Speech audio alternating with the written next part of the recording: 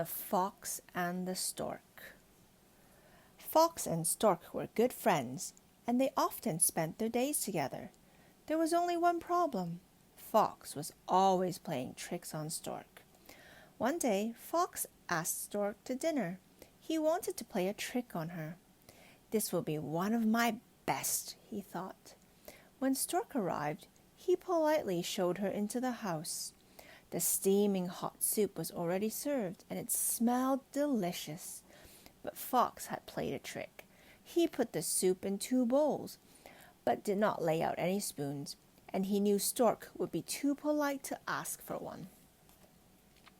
When they sat down, Fox began to eat straight away, lapping up the soup with his long tongue.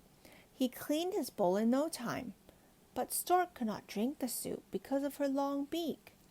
How Fox laughed! Poor Stork went home hungry, while Fox lapped up her soup as well. Now Stork was angry. The time had come for Sly Fox to be taught a lesson. She sat down to work out a plan. "Aha!" she finally said with glee.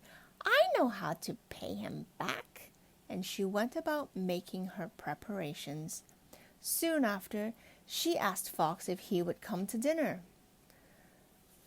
Fox arrived at the arranged time. There was the most delicious smell of meat in the air, and he could hardly wait. Stork put out the meat in 2 jugs with long necks. When Fox sat down, he stared at the table in dismay. There in front of him was Stork's trick.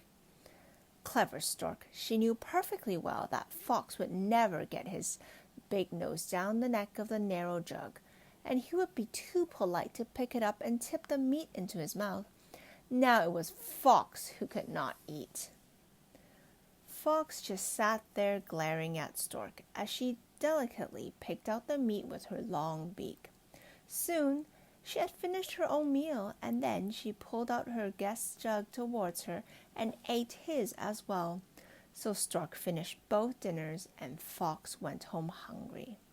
And since then, Fox has always thought twice before playing tricks on Stork. The end.